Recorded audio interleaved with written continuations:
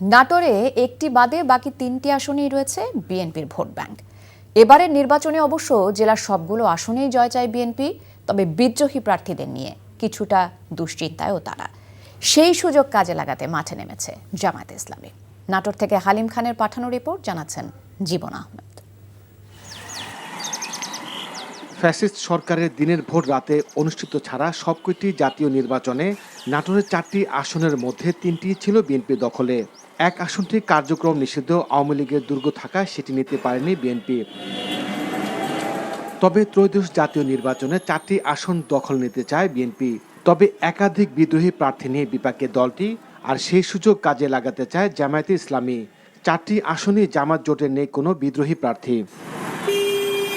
নাটোর এক আসনে বিএনপির বর্ষিয়ান নেতা মরহুম ফজলুর রহমান পটলের মেয়ে ফারজানা শারমিন পুতুল পেয়েছেন দলের টিকিট, কিন্তু ছাড় দিতে নারাজ পুতুলের ভাই ডাক্তার ইয়াসিন আরশাদ রাজন।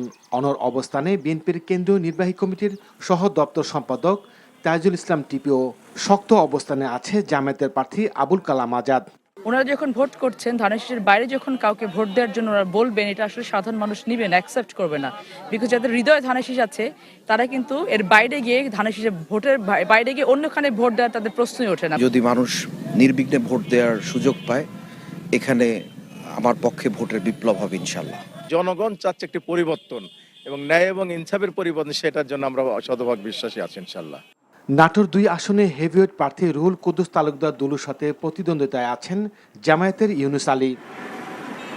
নাটোর 3 আসনটি গত 17 বছর দখলে ছিল কারাবন্দী আওয়ামী লীগ নেতা জুনায়েদ আহমেদ পলকের। এবার বিএনপি থেকে মনোনয়ন পেয়েছেন আনোয়ারুল ইসলাম আনু। তার বিরুদ্ধে স্বতন্ত্র প্রার্থী হয়েছেন জেলা বিএনপির যুগ্ম আহ্বায়ক দাউদার মাহমুদ। আমার মনে হয় ইনশাল্লাহ কোনো সমস্যা নেই, এগুলোতে আমরা বিপুল ভোটে বিজয়ী হব।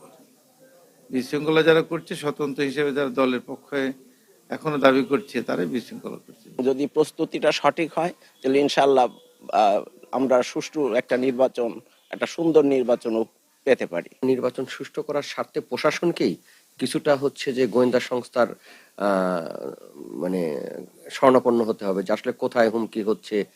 আর নাটোর 4 আসনে বিএনপির আব্দুল আজিজের সাথে প্রতিদ্বন্দ্বিতায় আছেন জামায়াতের আব্দুল হাকিম। ভোটাররা বলছেন অতীতের মতো তারা আর ভুল করবেন না। যোগ্য ব্যক্তিকে দেখে আমরা তাকে মনে করেন যে ভোট দেব। প্রশাসনের লোকজন থাকবে, কেউ শয়তানি করে ভোট দিতে পারবে না, খুব সুন্দরভাবে ভোট হবে।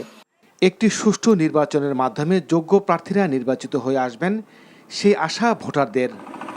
NTV news desk.